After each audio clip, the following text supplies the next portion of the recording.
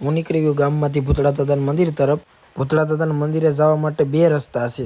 એ બે રસ્તામાંથી એક રસ્તામાં ગાડી ખૂતી જાય એવો રસ્તો છે ને એક રસ્તામાં ગાડી લપસી જાય એવો. ને બારાવાળા ભૂતળા દાદાના મંદિરે જવામાં બે રસ્તા ડેન્જરસ છે, એટલે બેના વખાણ કરવા એટલે ઓછા છે. પાસે આખું બારાનું જંગલ ને ચારીકોર જંગલ જ આવેલું છે. જંગલની બાજુમાં ઝીંગાનું ફાર્મ પણ આવેલું છે, જેમાં ઝીંગાનો ઉછેર થાય. દાદાના મંદિર સુધીમાં તો આવી કેટલી ખીણો આડી આવે પણ એ બધી પાર કરવી પડે, એટલે તો બધા ખાબોશિયા પાર કરવા પડે.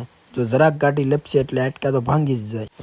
દાદાના દૂરથી દર્શન થઈ જાય એટલે મનમાં શાંતિ થઈ જાય. આ કાળુભાઈ દાદાની નજર રાખે. આ દાદાના મંદિરનો નજારો મુકેશભાઈ ને પૂછી લે મેસલા કેટલા પકડ્યા. એટલે તમને થયું કે નહીં? મને તો થયું નથી. હવે આગળ વહી જવાની વાત આવે. લુકા રહ્યા ને આ વિડિયો બનાવવાનો છે. થઈ ગયું શાક બતાવ ભાઈ. કોલો મોટો લઈને આવ્યો પણ કાંઈ થયું નહીં. કેટલું બે બોઈ હવે જો બે ચાર બોઈએ હવે આઈને ધક્કોય માથે પડી ગયો. તું કા ખાઈ ગા છે ભાઈ? જે મેથાણા દાદાનો ટાવર છે ને એ રીતનો અહીંયા ટાવર નાખવાનો છે. દાદા જે બારાવાળા ભૂતળા દાદાનો થોડાક જ દિવસમાં ટાવર નખાઈ જાય.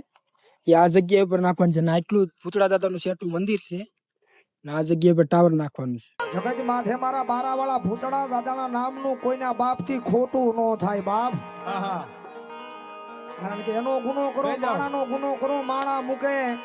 ખુલ્લી જગ્યા પર વૃક્ષાનું રોપણ કરી નાખ્યું, કેમ કે કુદરતી ખુલ્લી જગ્યા પર કુદરતની કળા પણ બહુ કરે, એટલે વૃક્ષો પણ વાવી દીધા. અહીંથી દાદાના ઇલાકામાં આખું જંગલની શરૂઆત થઈ જાય છે. જગતનો ગુનો કરો.